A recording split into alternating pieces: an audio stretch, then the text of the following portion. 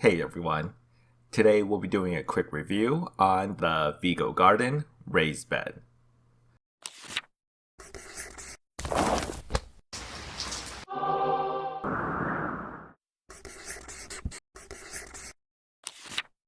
After a disappointing experience with a cedar raised bed, I decided this year to go with something that'll survive for multiple grow seasons.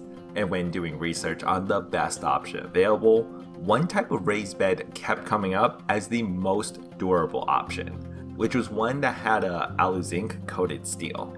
This type of steel is significantly more resistant than even galvanized steel, which is also a common raised bed option, and I only found one company that made them in the US, which was Vego Garden.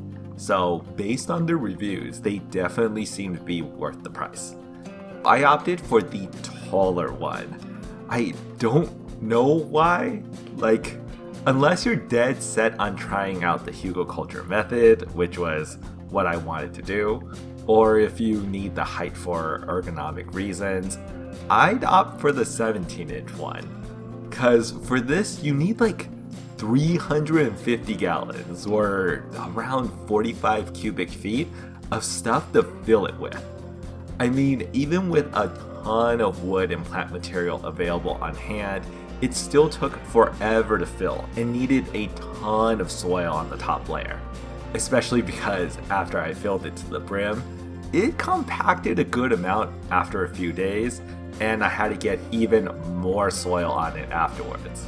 And I didn't really think about it at the time, but I realized then that if you're growing something that can easily go past 6 feet tall, having it start at 3 feet off the ground probably wasn't the best idea either. It's the reason why I scrapped my first plant in exchange for some veggies, cause it's still early spring, and a 6-month grow in this thing is going to be way too hard to manage near the end.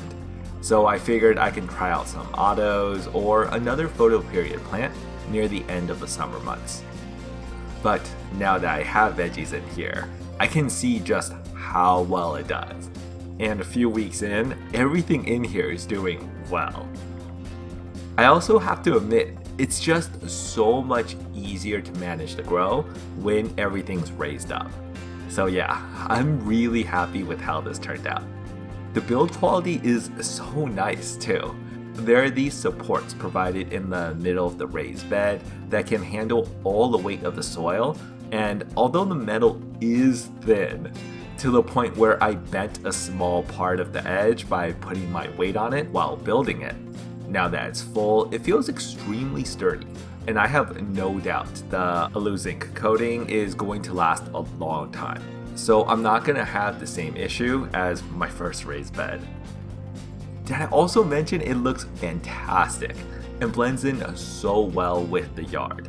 So I'm thinking of getting some more of these to fill out the space, because I definitely need to clean things up back here. And it'll be nice to have some of the shorter ones to use for the tall plants. They also have some interesting accessories that pair nicely with the raised bed, like a bug netting cover or a frost cover that might do well in concealing just what you're growing, but they're not in stock yet, so I guess I'll have to wait to test these out. And that's it. Like the content? Then be sure to check out our beginner's guide to creating CBD products from scratch, available at Amazon in print and digital, with links in the description below.